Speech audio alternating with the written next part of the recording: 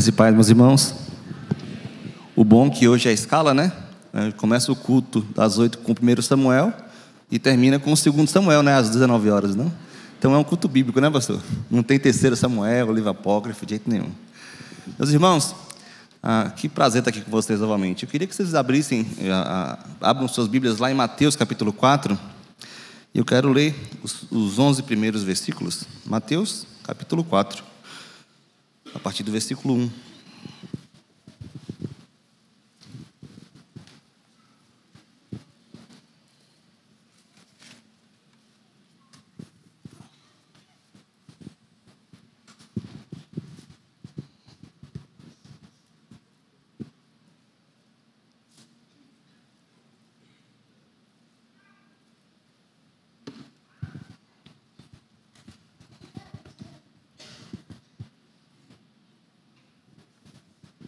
Mateus capítulo 4 diz o seguinte: a seguir foi levado pelo Espírito Santo ao deserto para ser tentado pelo diabo. E depois de jejuar 40 dias e 40 noites, teve fome. Então o tentador, aproximando-se, lhe disse: se és filho de Deus, manda que essas pedras se transformem em pães. Jesus, porém, respondeu: está escrito, não só de pão viverá o homem, mas de toda palavra que procede da boca de Deus. Então o diabo levou a cidade santa, colocou-o sobre o pináculo do templo e lhe disse: se és filho de Deus, atira-te abaixo, porque está escrito, aos seus anjos ordenará a teu respeito que te guardem, e eles susterão nas suas mãos, para não tropeçares em alguma pedra. Respondeu-lhe Jesus: também está escrito, não tentarás o Senhor teu Deus. Levou ainda o diabo a um monte muito alto, mostrou-lhe todos os reinos do mundo e a glória deles, e lhe disse: tudo isso te darei se prostrado me adorares. Então Jesus lhe ordenou: retira-te, Satanás, porque está escrito, ao Senhor teu Deus adorarás, e só a ele darás culto. Com isso o diabo o deixou, e eis que vieram anjos e o serviram. Vamos orar? Senhor Deus, muito obrigado, Deus, a sua palavra foi lida. Roga ao Senhor que o Senhor derrame graça na nossa vida. Prepara os nossos corações para que ela faça morada, meu Pai, e para que possamos vivê-la no nosso dia a dia. Nos ajuda, precisamos do Senhor. É assim que nós oramos gratos, em nome do Senhor Jesus. Amém. Meus irmãos, o que faz com que algo ou alguma pessoa se torne preciosa para nós? Creio que se eu abrisse aqui para que os irmãos pudessem dar uma resposta, nós teríamos diversos motivos que fariam de algo se tornar algo especial. Por exemplo, alguns poderiam falar, né, por terem tido momentos bons e de experiências positivas em família, ela poderia justificar que era a família que é preciosa. Ou então, imaginem só, você com o livro que você mais ama, você consegue o autógrafo do autor. Eu acho que esse livro seria especial, porque teria algo a mais. Ele se tornou especial para mim. Eu gosto muito de ouvir histórias inspiradoras, e eu fico procurando no Google, e eu encontrei uma história de uma mulher chamada Eloise Dickel. Não é parente da Lydia Dickel daqui, né, que estava aqui. E para essa mulher, ela tinha um bracelete de ouro como algo mais precioso na vida dela. E por que esse bracelete era precioso? Porque foi dado pela mãe dela, antes da morte da mãe. A mãe estava acometida de uma doença que estava definhando ela, e aí ela tirou a pulseira e colocou na cabeceira da cama. E um dia de manhã, quando ela vai limpar o quarto, ela vê o bracelete, coloca em seu braço, e a mãe olha assim, dá um sorriso, diz que ficou lindo nela, e a partir daquele momento, a mãe deu esse bracelete para ela, e falou assim: olha, você vai passar esse bracelete para os seus filhos. Ficou uma joia de família. Ficou uma joia de família. Tempos depois, pouco tempo depois, a mãe morre, e esse bracelete nunca mais saiu do braço da Eloise. Um dia, ela foi fazer uma viagem turística e no Quirguistão, né, lá na Ásia Central. Ela morava em Londres, foi fazer um acampamento, uma trilha a cavalo. No segundo dia, quando ela se dá conta, o bracelete não estava mais com ela. Impossível encontrar um bracelete naquele lugar. E é interessante que ela disse que se sentiu tão angustiada, um nó na garganta e a sensação ruim no estômago. E ela disse: fiquei por trás do grupo, no cavalo, chorando e pensando. Todas as memórias da morte dela voltaram. Pouco a pouco. Meu pulso, sem nada, parecia incompleto. Eu queria voltar no tempo para o momento em que decidi trazer a pulseira para a viagem e falar assim: não, eu vou deixar ela em casa. Meus irmãos, apesar de ser de ouro, o valor desse bracelete não era monetário, mas afetivo. Nenhum outro bracelete, talvez até maior ou mais bonito, de ouro também, não conseguiria dar o mesmo significado para esse bracelete. Essa história me fez recordar algumas questões espirituais. Mais do que qualquer coisa, meus irmãos, a Bíblia é a preciosa palavra de Deus para nós. Ela que nos norteia, nos alimenta espiritualmente, nos dá as certezas espirituais sobre a vida e a morte, Jesus Cristo e o seu Evangelho. E é sobre isso que eu quero falar com os irmãos hoje. A Bíblia, a palavra de Deus, como a mais preciosa, o mais precioso presente para nós. A passagem que nós lemos aqui é a tentação de Jesus. E é coisa interessante que quando nós olhamos para essa passagem, ela vem, esse acontecimento vem depois do batismo de Jesus. Se não vejamos o versículo 13 do capítulo 3, o texto ali vai discorrer do batismo que João Batista batizou Jesus. E ali nós temos a visão da Trindade. Jesus, o Filho, sendo batizado. O Espírito Santo, como uma pomba, aparece naquela cena. E há uma voz do céu falando: este é o meu Filho amado, em quem tenho prazer, em quem me comprazo. E uma coisa interessante que, a partir do versículo 1 do capítulo 4, depois daquela linda cena da Trindade, o texto vai dizer no versículo 1 que o Espírito leva Jesus para o deserto. Ele conduz Jesus para o deserto.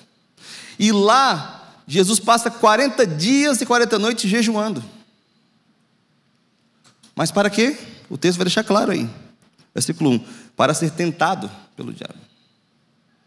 A palavra tentado aqui, meus irmãos, tem a ver com provar algo verdadeiro em lugar do que é falso.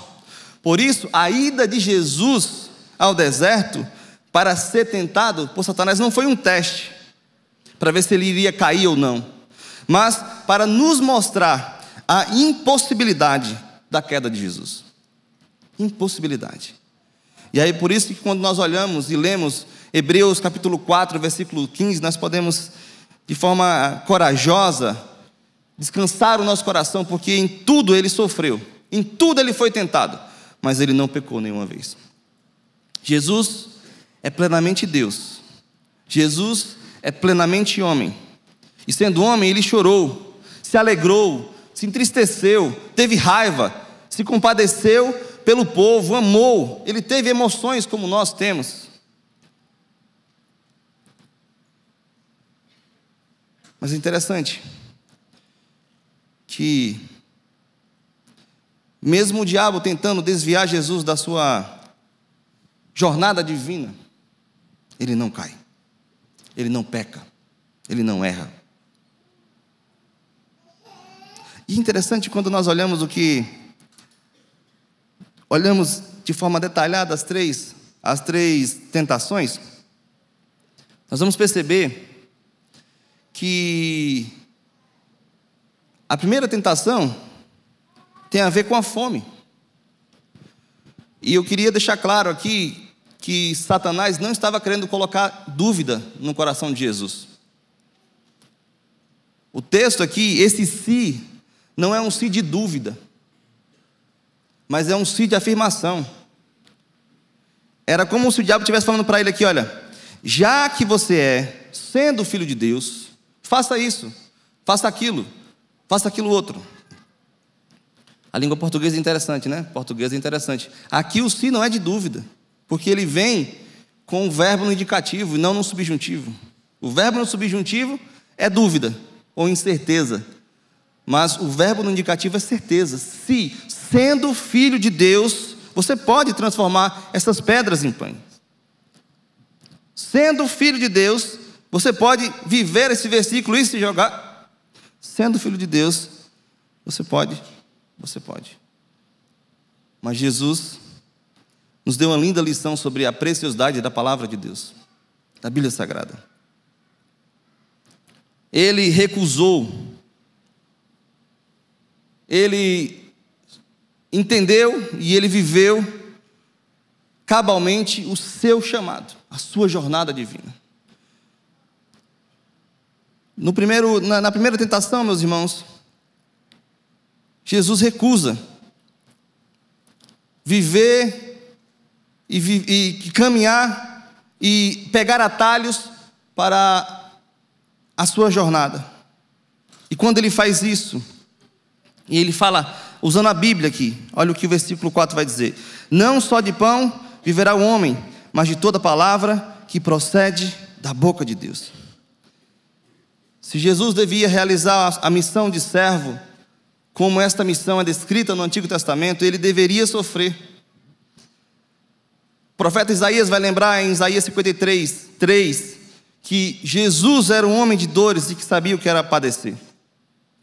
Ao recusar-se a agir independentemente para aliviar seus próprios sofrimentos intensos, Jesus mostrou que ele possuía a força de caráter exigida do Messias. Jesus nunca queimou etapas em sua missão. Ele agiu e seguiu rigorosamente o seu caminho. Na segunda tentação, Satanás agora, astuto como é, utiliza a Bíblia para tentar Jesus. Olha o que o texto vai dizer. Versículo 6. Ele disse: se és filho de Deus, atira-te abaixo, porque está escrito: aos seus anjos ordenará a teu respeito, que te guardem, e eles te susterão nas suas mãos, para não tropeçares em alguma pedra. Ele utiliza esse texto, mas o problema é que ele pode ser até um bom decorador de versículos, mas ele é um péssimo intérprete.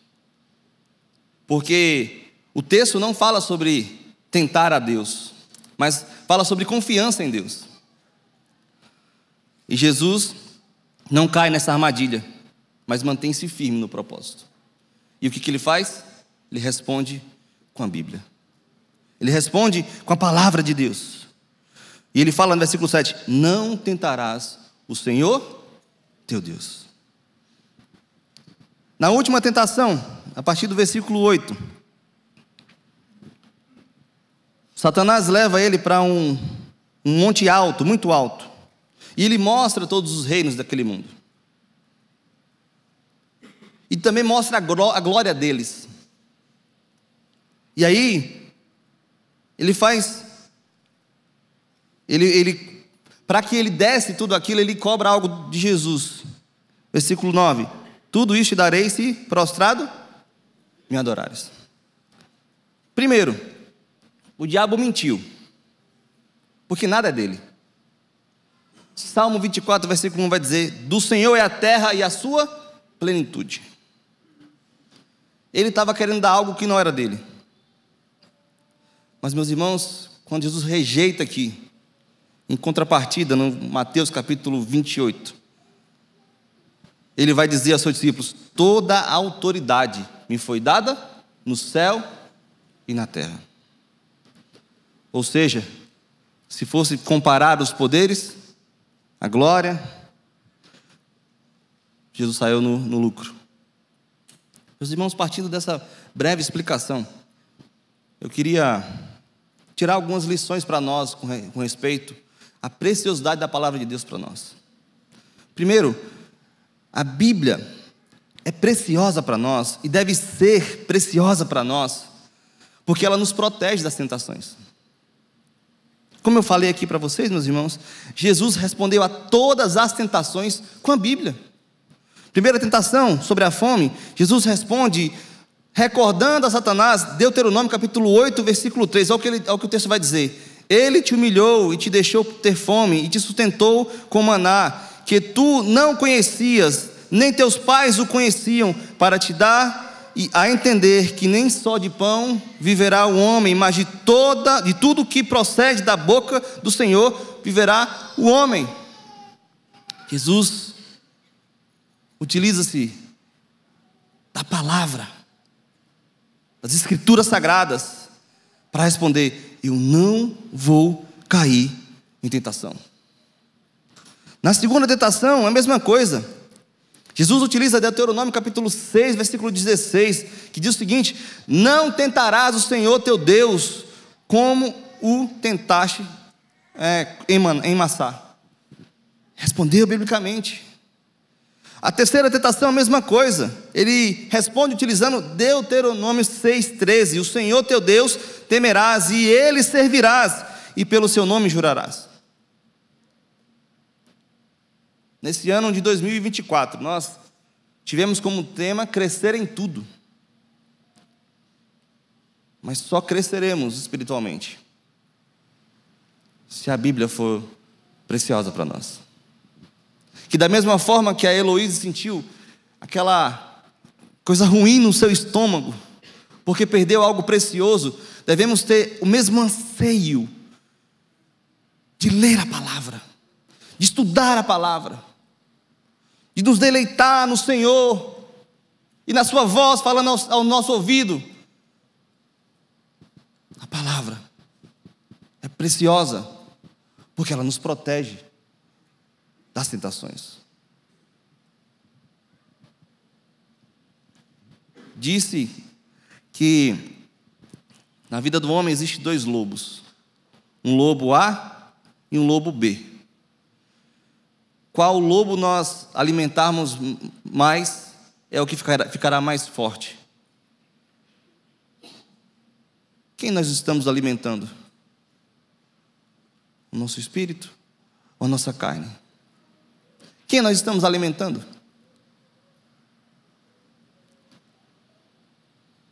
Eu falei aqui algumas vezes e repito, nos nossos aconselhamentos bíblicos, 90% de pessoas que buscam orientação são pessoas que não têm uma vida devocional.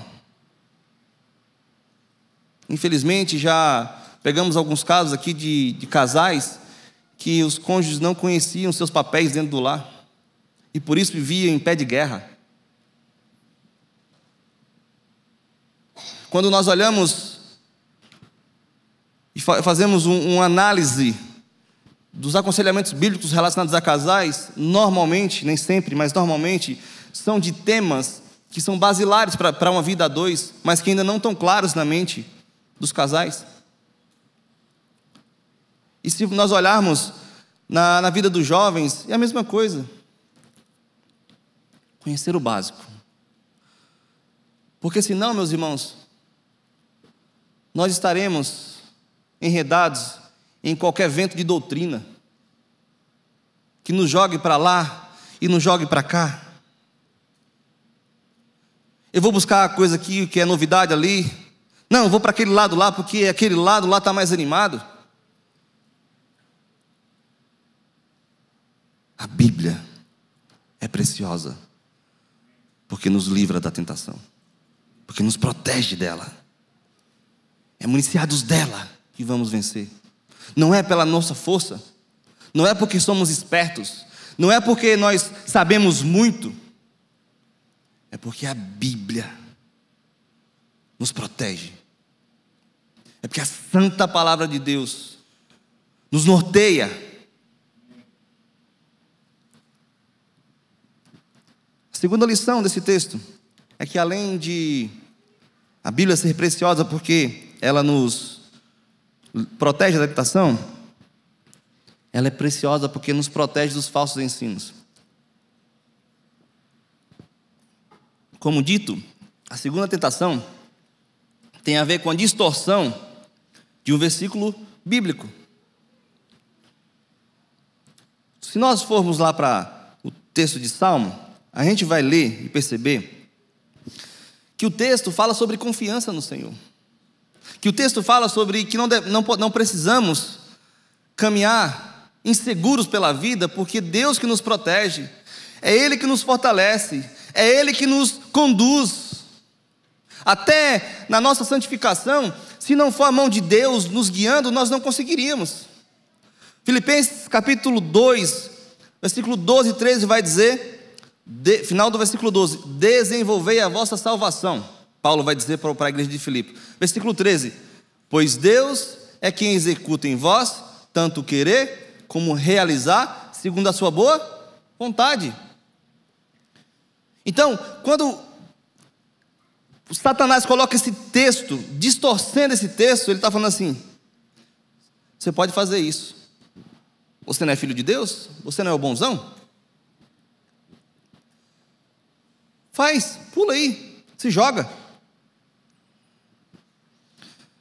Mas Jesus era um bom intérprete da Bíblia, porque Ele é a própria palavra.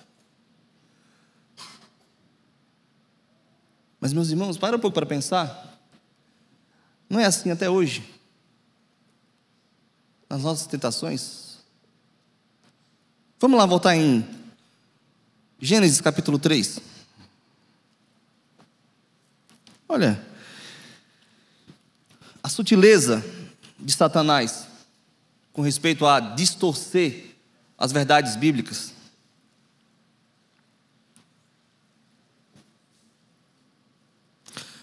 Gênesis 3:1, olha o que o texto vai dizer. Mas a serpente, mais sagaz que todos os animais selváticos que o Senhor Deus tinha feito, disse à mulher: é assim que Deus disse, não comereis de toda árvore, ou seja, o antagônico, né? Nenhuma árvore dessa você não pode comer? Não foi assim que Satanás começou o diálogo com a mulher? Entendendo, lógico, que a serpente é Satanás? Mas Deus não tinha falado isso. Deus falou o contrário. Você pode comer livremente de qualquer árvore, menos daquela. Mas o que Satanás falou assim, quer dizer que Deus colocou você aqui nesse lindo jardim para não comer nenhuma árvore, nenhum fruto. O que o Satanás fez aqui, meus irmãos? Distorceu a palavra de Deus.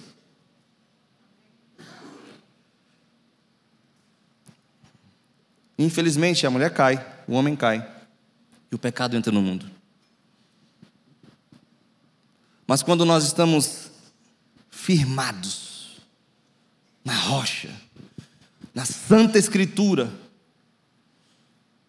nós não cairemos em qualquer conversa. Estamos em dezembro.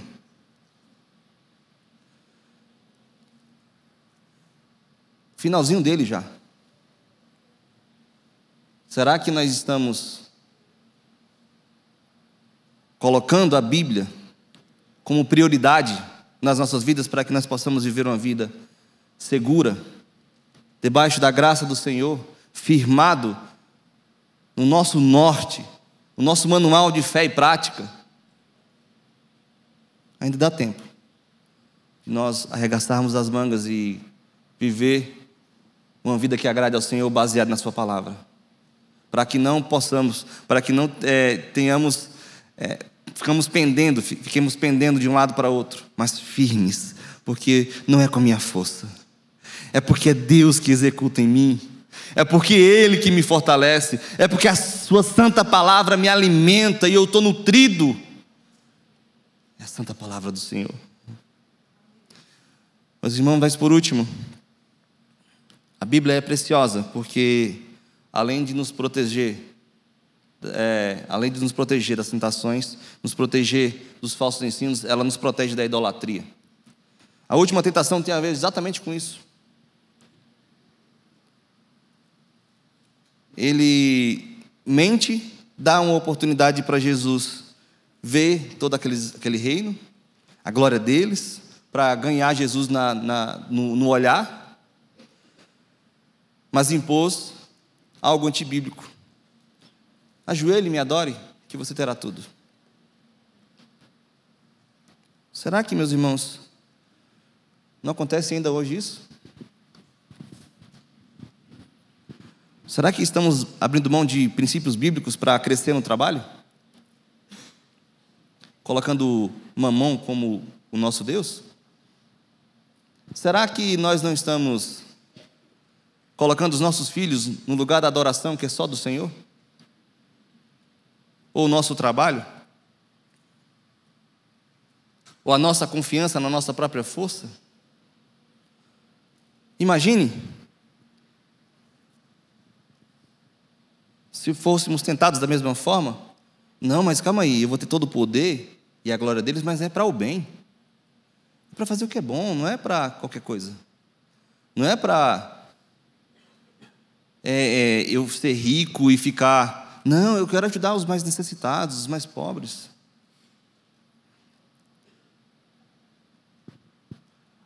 A glória, o poder e o dinheiro que não vem de Deus não faz bem para nós. Se morrermos pobre, mas morrermos em Cristo, nós somos ricos. Porque a nossa adoração tem que ser dada único e exclusivamente a Deus. E foi isso que Jesus nos ensina aqui. Ele responde: ao Senhor teu Deus adorarás e só a Ele darás culto. Só ao Senhor. Só ao Senhor. E aí tem alguns textos bíblicos que nos ensinam isso. Que aproveita o homem ganhar o mundo inteiro e perder a sua alma. Marcos, capítulo 8, versículo 33. A adoração do cristão é somente a Deus. É somente ao Senhor. Os irmãos, devemos escolher viver pelos princípios estabelecidos na palavra de Deus. Devemos aprender a partir da experiência de Jesus, por ele ser o nosso sumo sacerdote, que em tudo foi tentado, mas não cometeu nenhum pecado. Eu quero encerrar trazendo à tona a história da Heloíse novamente. Semanas depois que ela volta para Londres, ela recebe uma mensagem no seu Facebook de um guia turístico, de um dos guias turísticos que levaram eles para fazer aquele passeio, com a foto do bracelete. E ela pensou: será que vem alguém? Será que vai alguém para lá? Será que...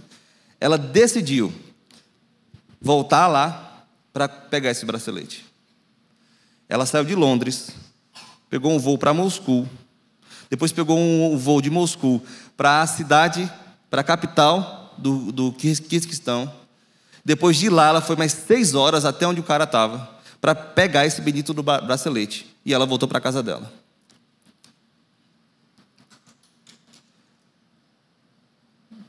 Mas, meus irmãos, que nós possamos ter esse mesmo empenho que ela, para recuperar uma coisa preciosa.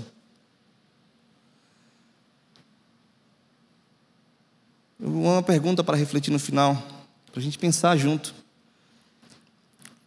Quais de nossas atitudes demonstram esse mesmo afinco com as Escrituras Sagradas? Pois ela é preciosa para nós.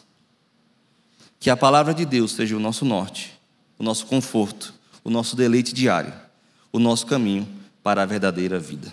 Amém? Pastor?